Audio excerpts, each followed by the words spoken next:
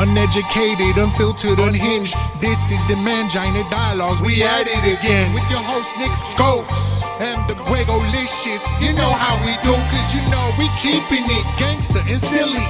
Unplugged like a full swung titty. Bout get jitty, cause you know we down to the nitty and the gritty. And we make shit sound so damn pretty. Yeah, cause this unhinged comedy. And right now you're in the mix, so get ready, cause we bout to get it poppin'. And we ain't stopping. Uneducated, unfiltered, unhinged. This the Mangina Dialogues. We at it again. Yeah, we at it again. Uneducated, unfiltered, unhinged. This the Mangina Dialogues. We at it again. Yeah, we at it again. Yeah, yeah. Hello and welcome to the Mangina Dialogues. I am your host, Nick Scopoletti. And I'm the Gregolicious. I love. Did you hear that? Did you hear that, Punkie? He's the Gregolicious. Yeah, Gregolicious. I mean, you know, if that's what he wanted to be called, I'm down to do it. Today, our guest is Punkie Johnson, comedian from LA. What's up, girl? Man, what's up, fellas? I'm happy to be here, man. I'm happy to be here. I'm excited. Thank you for letting me on. Well, yeah, absolutely. We're so happy you could do this. This is awesome. Yes. A question right off the bat for you, because I watched your stand-up. And, you know, you have kind of a mangina situation, if you will. Yeah. Yourself. Let's get right into your anatomy. I watched that shit had me dying. Talking about trying to hit hoes from the back. It was great. Yo, bro. Sometimes, you know, you're born with certain things. The purpose of that joke is a lot of people give me a little heat for that joke, but the purpose of it, if people dive deeply into it, is about accepting the way you are. I mean, there's things plenty about it that you can't change, and it's just going to be there forever. So the purpose of that joke is, man, I was with a piece of my body, and I was insecure about it for a second, and then I was like, well, you know what? I might do some damage with this motherfucker. You know what I'm saying? I started using it to my advantage, you know? So you were made to be a lesbian, you're saying? I think so, because that, you know, I think I would be like, you know, scaring men, you know? And I just got a little extra piece down there, bro. I mean, I'm like, I'm gonna use this to my advantage. I'm gonna stop hating it so much. I'm gonna try to start living it. I'm gonna stop being insecure about it, and that's what it is, man. It look hermaphrodite, but it's funny. So does Nick Scopoletti. You guys should go on tour.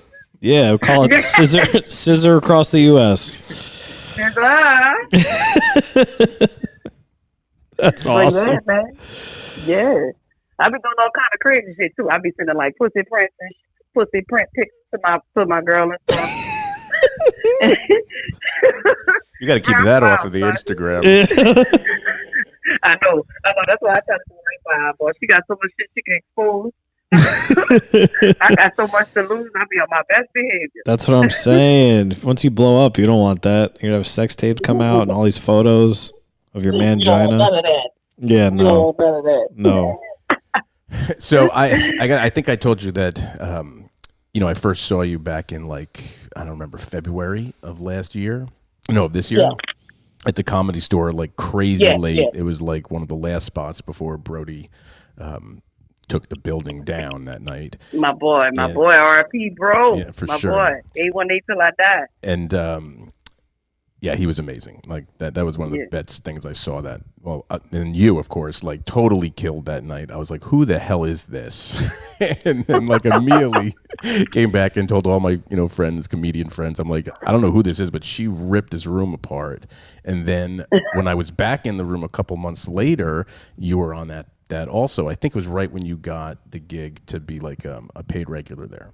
Mm-hmm. And I was like so incredibly psyched. And that lineup, I think I texted you that lineup too, was, I mean, such fire. And then like, how is it taking that on and then having to go in those 15-minute, 16 headliner shows and knowing what you're coming after?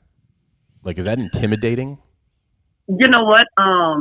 So the way I became a paid regular is that whole entire year was my best year of comedy because You ever make a New Year's resolution and it's a bad one? My New Year's resolution for 2016 was to fail. I was like, you know what? Fuck all of this trying to be good. I'm going to go out and just take the bombs, take the L's, and fail. That's why I'm on this podcast with Nick. It was my resolution, New Year's resolution, to fail. So that's why I'm here. His name's Greg Alicious, for God's sakes. He really gave up. Anyway, sorry to interrupt. Keep going. Go ahead. No, man, that was the time to come in. But I was like, man, I'm gonna go up here and I'm gonna just fail. And what happened was that did something to me internally that I didn't even realize it was doing. It was opening up a world of freedom for me because I didn't have no pressure on my back. I was like, I'm gonna just go up here and say whatever I want to fucking say. And I did not bomb that year one fucking time. And then I became a pretty regular. So my goal as of being a failure kind of reverse worked out. So it's going right for you, Nick. You're doing it right. Yes, Nick, you're doing it correctly. I'm just saying, I stopped giving a fuck a long time ago. But yeah, man, it gives you so much like freedom to just you know what I'm saying? I just felt free, but the problem is, when every next level you get to, you start at the bottom. Yeah, it's like you graduate high school, and then you're a freshman, you're back at the bottom. Yeah, now you're in college. That's exactly. Yeah. You know what it is, and that's exactly what happened to me. And all that pressure came back to me, and all the bomb, and then I started bombing again, and because I felt the pressure to be like the other comedians, but I didn't realize they are further than me. I had to start the process over again when I tried to just jump to their level. Right. Instead of just going through the process of learning how to do this all over again. Because every level you go up, you got to learn all over again. Yeah, I feel you. So, was there like a turning point? Because you said like I was trying to be good. I was trying to be good, but it wasn't going well, so I said, fuck it, and I'm just going to go for it, and then you started doing better. So, like, basically, what is trying to do good? Were you trying to, like, be clean? Were you trying, like, too hard? It sounds weird to say, but, like... You know what, we're talking about, like, the summer after I got paid. Hello, G? Hello? I thought we lost you for a minute. Oh, my God, I was like, why did it go quiet? What happened? So, what you talking about? Like before I got passed or after? Before you said you made a resolution 2016, I believe. Oh, you know what? I really cannot tell you where my brain was at that moment. I don't remember. Yeah, I didn't know if there was like a breaking point for you. You're like, you know what? Fuck this. I've been trying this. I'm just gonna go for it. You know what? I think I was just scared. I think I was just afraid. And every time it was time for me to go on stage, I would catch horrible anxiety. And I think I was just scared. And I didn't want to look, like I didn't know what I was doing in front of my colleagues. I didn't want to take them hits with the audience. I didn't want to go home and fucking damn near kill myself because this is hard. I've contemplated like taking myself out a couple of fucking times because I'm like, what am I here for? I ain't going nowhere, But like, I think I was just afraid, and me saying, fuck it, I'm a fail, gave me the heart to go up there and just be okay with it. Because I don't want, nobody wants to fail, but if you put it in your mind that that's what you're going to do, when you do it, you expect it, so you're like, all right, whatever, fuck it. Right. So are you like now, are you just a full-time comedian, like that's it? Like hell or high water, you're just doing comedy? I'm almost doing comedy. Almost. I work at the comedy store. I bartend one night a week on Monday. Oh, cool. And I'm basically kind of like, a floater. Like I'll be on call. If somebody want me to come in there and bartend and I don't have nothing to do, of course I'll go help them out. But as of right now, I work one day a week, which can be a little stressful. But every month I've been booking something like right on time. Like I've been getting so lucky this year. I've been getting so blessed. And whenever the opportunity comes, I just be ready. I've been prepping for it for 8 years. So I'm ready to go. And how often are you on the working at the store doing shows, but not obviously bartending? Like, are you there every night it's open? Now that depends. So on Mondays we call the store and be like, look, I'm available Tuesday through Saturday. For the most part, I say Tuesday through Saturday. But Greg, Nick, I've been drinking too fucking much. So every time I go to the comedy store, I get fucking hammer time, and then I just fuck my whole life up. So Now I'm like, look, I'm gonna come do. I got Friday and Saturday. So for the last like 4 weeks, I only be at the Comedy Store for Comedy Friday and Saturday because I can't go there 6 days a week. I'm gonna kill my liver. So then, what are you doing on Tuesday, Wednesday, and Thursday? I be my ass inside this fucking house. Look, if I see liquor, I'm gonna drink it. I'm just letting you know right now. What's your go-to? What's your go-to drink? Tequila. Same. Yeah. What type is it? What type? Oh, New Orleans. I like Casadores Reposado. Oh, okay. All right. That's still tequila. Yeah. I don't know. It's good. It's really good. Yeah. It's really good. What's now, your check this out though, G and Nick. When I'm in New Orleans, I like Crown Royal and Heineken. Oh, all right. Are you from New Orleans? I'm from New Orleans. I don't know what it is about the climate change that when I go down south, that's what I have. Tequila does not even go down right when I'm in the south, and I don't know why. Weird. I disagree. I mean, I have a friend that told me that. His name was Gary Alicious. Gary Alicious. Oh, I love it. Gary Alicious. Everybody. Nick Alicious, Punk Alicious. We out there. So, Punkie, how'd you get started in stand-up? What made you want to do this? I've been saying I was going to do comedy my entire life. Really? I would be younger, and the last thing that I would watch on TV was Comic View.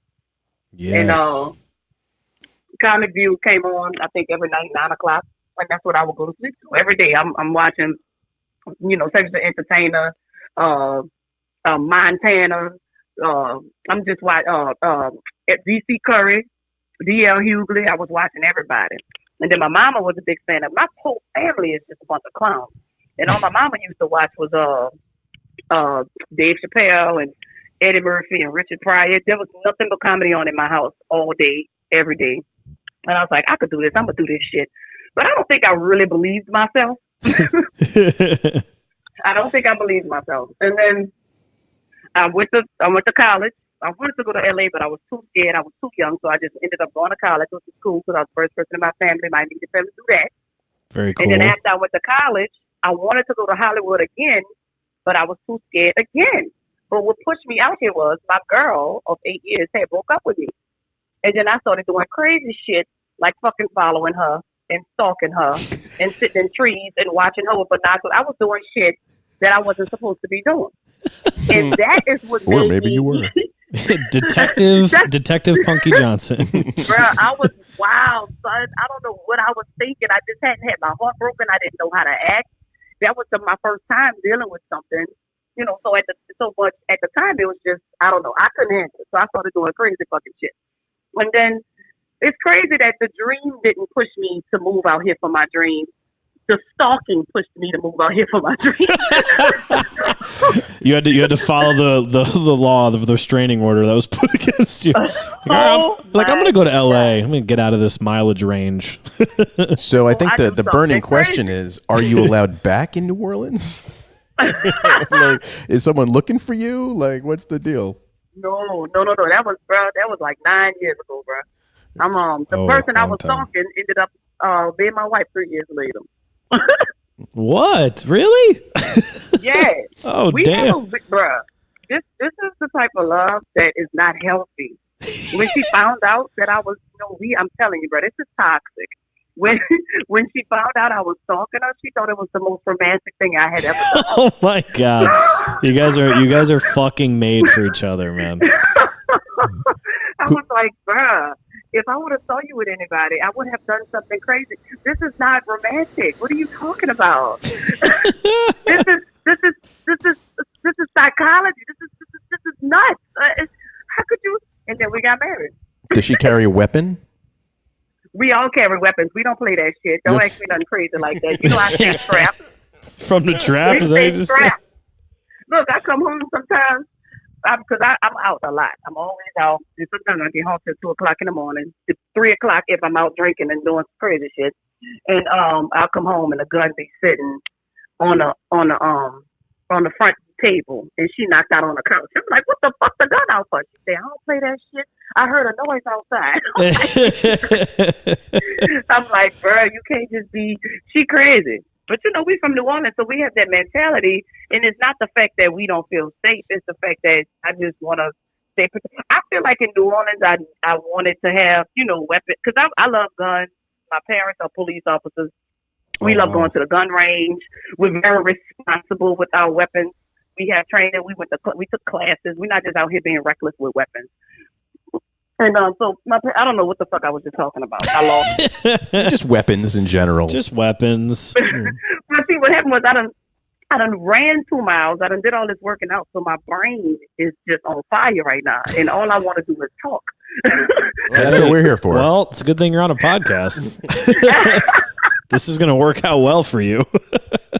Yeah, I'm happy. I just worked out as well, so I feel you on that. Oh yeah, and then that lemon water that cold lemon water get you up and activated. I'm like, whoa, yeah, come on, life. Life.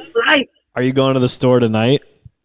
Yeah, I'm gonna be there tonight. I have a buddy of mine needed to take off tonight, and I'm a cover for his shift. You know what? Let me stop lying to y'all. My wife wrecked the fucking car, okay? And now I got to figure out how to pay for it, so I'm picking up shifts to pay for the fucking car. Why isn't she paying for it? Because I'm the fucking... Now I got to whisper because she can hear me. Because I'm the fucking husband. And are you telling me there are gender roles even within lesbian relationships? It is really deep gender roles in this motherfucker. Like, she be doing everything women are supposed to do, and then I'm the little old bitch man in the corner paying for all of her fucking mistakes. So that gives a lesson to everyone that I am suffering.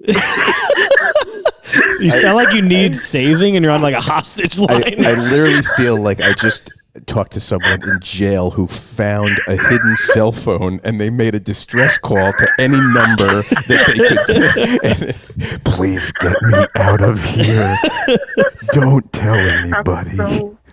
I am so pissed that this is how I'm just like, I be considering leaving her and just gonna be in a heterosexual relationship so then I can start bucking up because I gotta be the responsible one. You know what I'm saying? I feel you. As a man, I feel you. Bro, I feel you, fellas. Like, I feel you. Just because I could shoot a damn basketball makes me have this role, and it's pissing me off. I wish I was feminine. Just because I could shoot a basketball. How's your crossover dribble? Now, let me tell you something now. Now, when back in the day, I was hitting them. I had a basketball goal. I was on a couple basketball teams. I didn't really know how to have to be a system player. I didn't know how to play within the system, but I knew how to play in the streets. Did you play in college? Oh, hell no. I wanted to drink and do drugs in college. Where'd you go to school? You gotta pick one. You can't do both in college. I would agree with you. You gotta have a curfew and shit. I'm like, I don't want to go to no fucking WNBA. It don't make sense for me to fucking put limitations on my college life. Right. I want a full, abundant life. Yeah. I went to college at Nicholls State University. That is about 1 hour away from New Orleans, where I'm from. All right. Nice. Yeah, I wanted to be far enough away from home, but close enough to come back, every weekend if I wanted to. Right. And it was good. It was a country school. It was like very Cajun and very Southern, and when you drive through, they got alligators and just swamp, and but it was dope though. It was nice school, not too many people. It wasn't like a huge campus. It was right for me. Wow. You know what I mean? That's awesome. So it was dope. So, yeah, but if I could do it again, I would definitely go to college again. I had super fun in college. Same. So you're not doing a set tonight. You're just bartending. Oh no, I'm doing a set tonight too. I don't waste my time when I go to the comedy show. I get to the end. So you pour gin and tonic, and then you run into the back, and then you come out the front. Let me tell you, in this order. I pour gin and tonic, take a shot of tequila, smash a Coors Light, get on stage, and then get back to work. Well, I know next time I'm there where I'm going to go. Yeah. Baby. Y'all, baby, you know where I'm at. Y'all I just know come now. see me Yeah. anytime. I can't just walk in the back, but I'll be at the bar. Yeah, we'll be at the bar waiting for you for sure. So do you have a preference on the room you work there? Like, do you care what, like, is there a, like, do you like, oh, I'm on the original room tonight, or I'm in the main room or the belly room? Like, do you have any preference?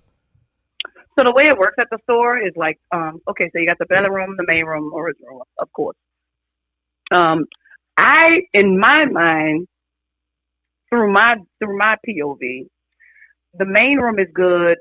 I would do, depending on what time I went on in the main room. If I go on in the main room at 1 a.m., I'll go up there and play around. But if I'm going up at like midnight or 11:30, I make sure I got a tight set. Got to be nice. It got to be tight. Now, the original room is the room where you play. That's the playroom. That's the, I got a new joke room. That's the, let me fix these tags room. That's the room where I like to develop my work.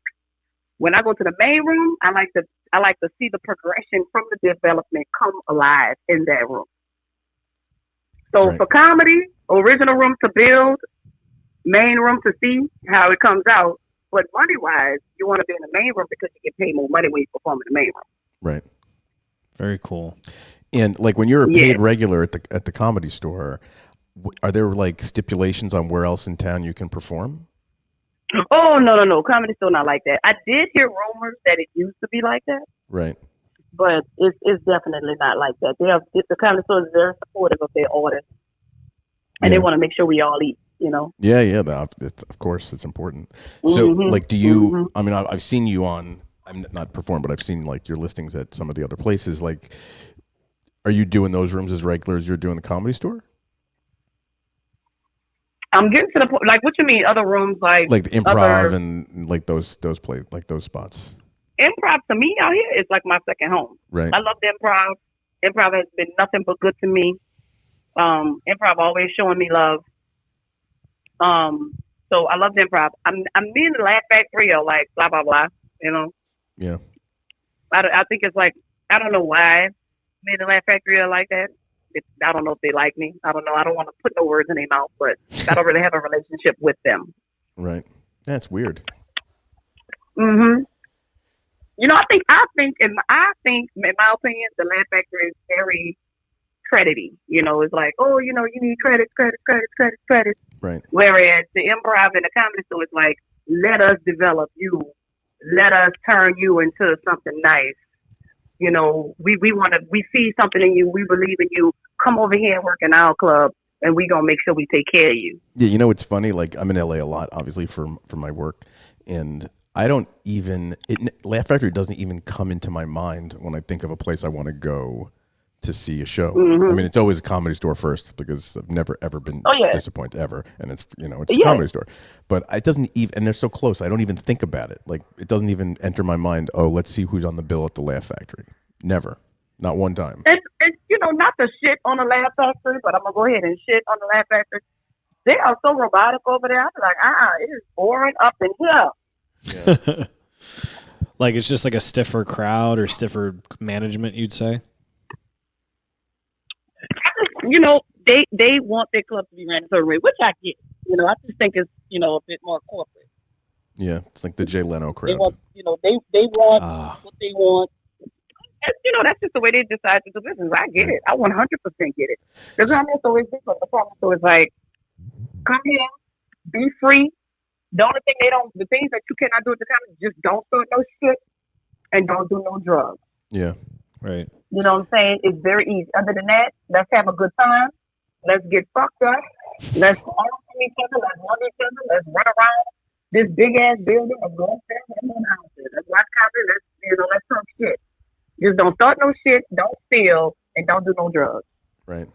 Yeah. You know, actually, to me as a patron of these places, you know, the one thing I like, you know, really the most about the Comedy Store is that all you guys that are doing sets with, you know, with the exception of a few guys, that you can go hang out in the hallway outside the bathroom and just have a conversation like it's anybody else just shooting the shit. With almost, I mean, I've done that with so many people with the exception of, you know, a couple times I've seen Spade there or Joe Rogan. Like they're not standing by the men's room, but you know, Brad Williams is, and other, you know, all these other. I'm sure you hang out, maybe not by the men's room. Maybe you do. Hey, they're right next to each other. It's so funny that you said that. So yesterday, I go to that Sycamore Tavern and watch some football with my homies. And they had this stranger just come up to the bar, and he looks at me. He was like, "Hey, I met you at the back by the bathrooms at the comedy store the other night." I was like, "What?" He was like, "Yes." He thinks the women's bathroom and the men's bathroom are so tight and close together. Yeah. And he was like, "Yeah, you came out the women's bathroom and was like, what's good, fella? How you doing?" I said, "Yeah, that sound like me." Usually have a line because, you know, it's probably just two little, you know, piss little parties for y'all up in there. And the girls' bathroom never really have a line because they have so many women, female bathrooms up in there. It's just more partial to women in there, I think. Yeah. But, you know, Jesus Christ. But that was just too funny, just meeting people by the bathrooms, holding conversations and shit. Yeah. I mean, I mean, every time I go, you know, and I have a very small bladder, so I'm back and forth all the time. There's always, like, everyone either before their set or after their set or whatever, between, you know, doing the multiple rooms, it's always a bunch of dudes or, you know, obviously girls just hanging out back there, shooting the shit with the other comedians and people that are just did what they had to do in the bathroom, whatever that is. Oh, yeah. So how does it work? Like, you know, I'm brand new to comedy. I'm like a year in. But like, say like, you know, just to give an example of how it works in the story, they have like a really great like development program, basically, like the door people get passed and whatnot. Like what's the progression? You got to get a job there and then get passed or what? You know what? I'm going to tell you how it is, and then I'm going to tell you what I think. Okay. Now, how it is, you know, I think that I think everything is politics. Let's just be clear. Okay. I think that certain people at the comedy store want you to kiss their ass in order to get the things that you want. And I think that's like that in every business. Okay. I think you need to show up and be funny. That's it. Show up, stay in your lane, and be funny. That's how you get people attention. That's how I got people attention. I didn't talk to no fucking body. I did not care about nobody. I wasn't there to be all kiki and caca. I was there to be funny. I knew that would get people attention, just going up there and being funny. But the thing is, it's very hard to get on that stage, and you cannot give up. A lot of people go there and they get frustrated, and they give up because you got to sign that list. And people got to understand, when you sign that list, it's probably going to be between 130 and 200 people on that list. They only going to pick 16. Right. So you might not get picked for 6 months. It could be a year. It could be 2 years. But either way, when you get picked, you got to be ready. Right. Just be ready. That's it. That's the whole thing about this all of this shit. Be ready because the opportunity will present itself. And when it does, you better go up there and sling that heat. You gotta sling the heat, man. And that's when they're gonna be like, "Hey, that's Greg Delicious. That's Greg Delicious." That went up. Nothing but heat over there. Okay, all right, and nothing but heat. And they're gonna be like, "All right. Let's go check my Greg Delicious name, and when we see him on this list again, you know, we gonna hook him up, or let's go talk to Greg Delicious, see where he's from, what he up to. Like, hey man, that's a great set, and that's how you start fucking making your way in there. Right. And that's if you're not an employee. Now, if you are an employee, you get stage time.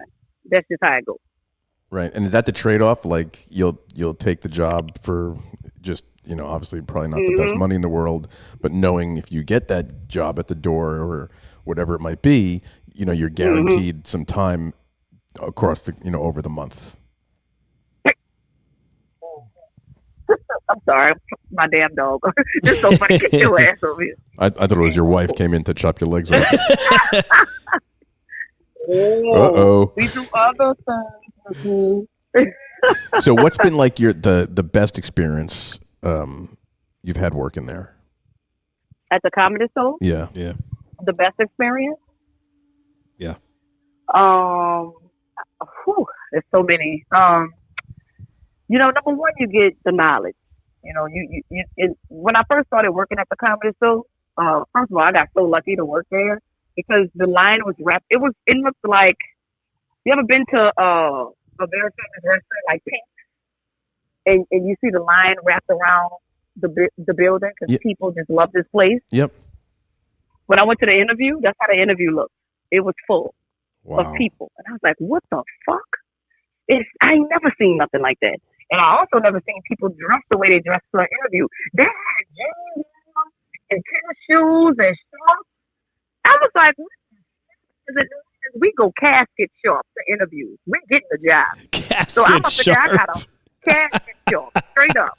I'm in that bitch. I got on a whole suit. I got a briefcase. Nigga, I was ready for this fucking job. It was in the So I go briefcase. sit up in there, my resume, a notebook, small little shot of tequila because I was nervous. But sometimes you got to get the nerves out. You got to get the nerves I feel you. Tiny little handgun. No, I ain't do that. I ain't do that. Just in case it went south. But, just in case, yeah. You know what I'm saying? But I ended up getting the job out of 75 people. I think that is my most fondest memory. Before I started working there, they chose me out of 75 people. That's awesome. And ever since then, I just felt so blessed, bro, because this job is just, working at the comedy store is fantastic. You really don't have a lot of work to do, man. It ain't nothing but love at that place, yo. I mean, Papa girl, shit, I'm sorry. But you really don't have to, you just get in there, you work, you do your job, and you fucking learn comedy. And the thing is, when I first started working there, I was a waitress. So I'm in and out the rooms, and I'm subliminally learning comedy, and I don't even know it. I'm learning the rhythm of it. I'm learning the beat. I'm learning what a story is, what a bit is. I'm learning what a premise is. I'm learning how to start a joke. I'm learning everything. And then that gave me the ability to put it together for myself and what comedy means to me. Were all those people that were online aspiring comedians, or was it just people that wanted to bartend at the comedy store or waitress? When I first started working there, I was the only waitress besides Eleanor Kerrigan. Eleanor Kerrigan was basically the pioneer for the waitresses. She was the first waitress to, start comedy and quit comedy. Start comedy and quit being a waitress. She's hysterical. So Eleanor, oh my God, Eleanor is the shit, bro. I love Eleanor. I'm surprised she's not famous yet. I'm sorry that she's not famous. It's weird. But yeah, so she's famous on Andrew Dice Clay's Instagram. Yeah. Yes, she is. Go ahead, Ellie. I love her so much. She hates when I call her Ellie. But yeah. So, but they didn't know I wanted to do comedy because what I did was I was quiet for 6 months, and all I did was learn. For 6 months, I didn't say I wanted to do comedy. The manager knew, the one that hired me, he knew, but I didn't tell nobody else.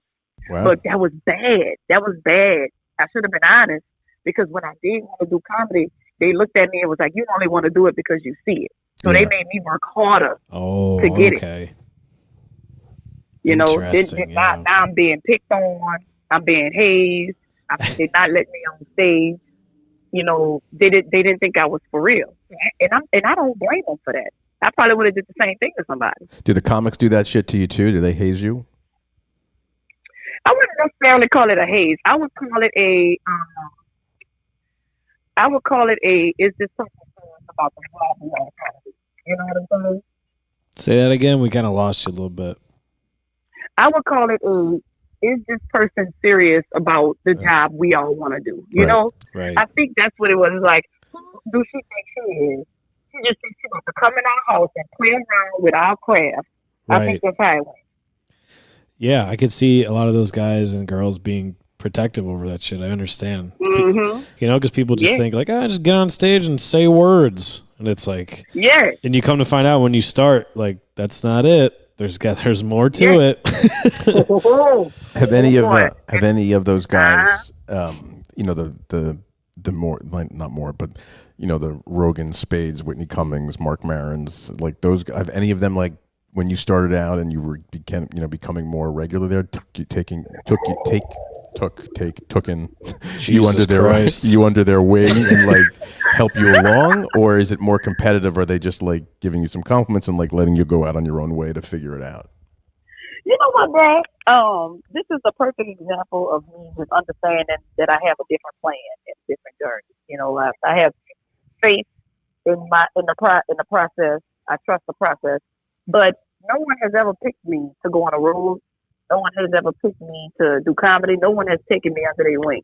And at times I lay back and I feel bad. I get insecure. I get discouraged. I'm like, damn, why nobody picked me? So they would pick people that came after me in the game and take them on the road, but nobody ever picked me. But I had to get in my lane, trust the process, and understand, okay, cool, I'm going to just have to do this shit myself.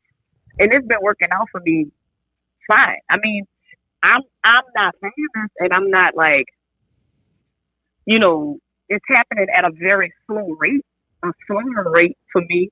But at the end of the day, all I'm doing is just getting better, man. I want to go on the road. I want to be on the road. But at the same time, I'm not famous enough to do nothing like that by myself. I need somebody to take me.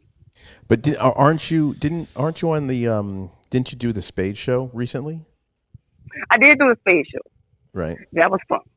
So I mean, that was very fun. But then there's been some other things too, wasn't there just like a big ad with you on it? Like I saw something. Oh man, I've been lit this year. I've been lit, man. I did Berkeley this year, which was a beautiful college show that I did. I got booked on Crank Yankers. I got booked on David Spade show. I just wrapped up some Netflix series that I was doing with somebody else. I just booked another Netflix. I'm getting lit, yo. I'm getting these credits. So it's going awesome. So it's going that way. It's going that way. Yeah, you're about to blow. I really feel like it. I'm just trying to speak that shit into existence. I wake up every morning and, you got to do your little meditation. You got to talk to yourself. Look, you could do this. You could do this. That's what I do. Yeah, y'all know the type of game this is, man. We are tormenting ourselves. This is a torturous. Yeah. You have to really have thick skin to get up and decide to put yourself through this shit another day.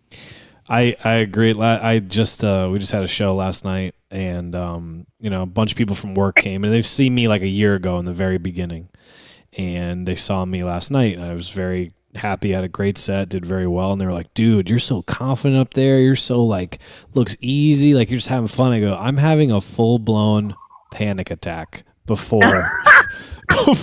Like you think it's like I'm up there like, oh man, he's so comfortable. I'm fucking freaking out in the back. Like one other comic was trying to talk to me. I was like, he's like, I should leave you alone. I was like, yeah, dude, I can't talk right now. Like it's so funny that you said that. It's like talking to a pitcher in the middle of a no-hitter.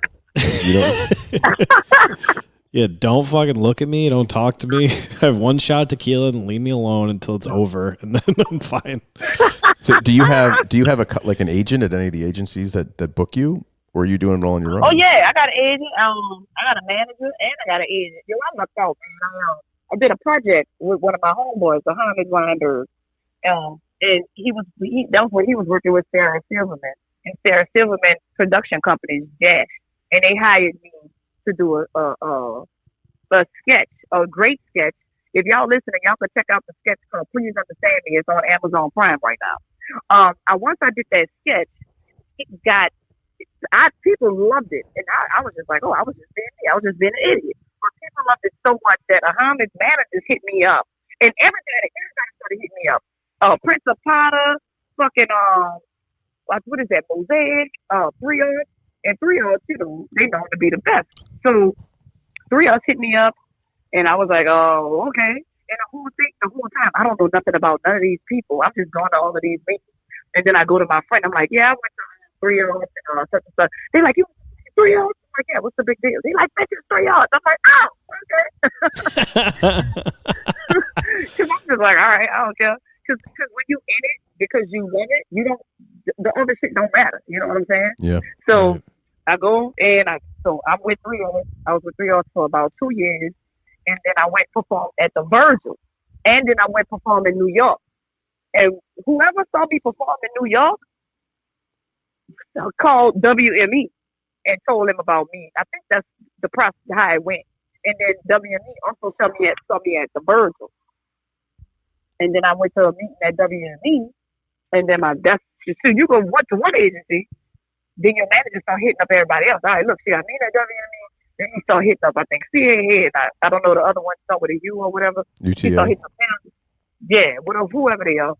Fuck and She like, look, this is my client. She met with WME. This is what they want to give her. But he was like, fuck out about it. WME want to work you across the board with everything, branding, everything, voiceover, everything. I was like, woo. I was like, yep. So that's when I got WME. Oh, that's awesome. Is it a New York-based guy or LA? Both. When I'm in New York, I'll go up to see WME up there. I'll go holler at him when I'm up there. Right. Matter of fact, 2 or 3 of my agents are in New York, and the rest of them out here in Los Angeles. I'll be talking to them. That's you know, awesome. they say that your agents are supposed to be like just a business person, like robotic, and you're supposed to know who your manager is. You know, you're supposed to be cool with that person. But Right. I tell everybody. I be telling people like, what time? I'll be happy. They'll be like, this week I'm busy. So what's coming up for you? Like, and besides just doing the stuff around town, and like, are you traveling? Are you coming out this way to New York anytime soon? I got I will be in New York. I don't know when I'll be in New York, but I know I will be in New York. Greg, you know I'll let you know. Nick, you know I'll holler at you. Yeah, for sure. You know, I'm about to work. So the biggest, I knew something nice was gonna happen for me this year. I felt it. Sometimes you can just feel it in your blood, you know. Yep. And then it was that one day I get that fucking powerful call. I woke up that morning. I was down. I was depressed. I was like, what's next? You know, because you know how this game goes. You have fun and then you get depressed. You have fun and it's up and down. You know, it's not a consistent up. And then and boom, I got that fucking phone call. The phone call that changed my attitude about the rest of this year. I'm gonna be working with Will Smith in Las Vegas in November next month. Wow. Doing what? Yeah, I can't say what the project is. They haven't even told me what the project is because I haven't signed the NDA and all that shit. Right. But all I know is I'm gonna be working with him for 5 days. That's Big Willie style.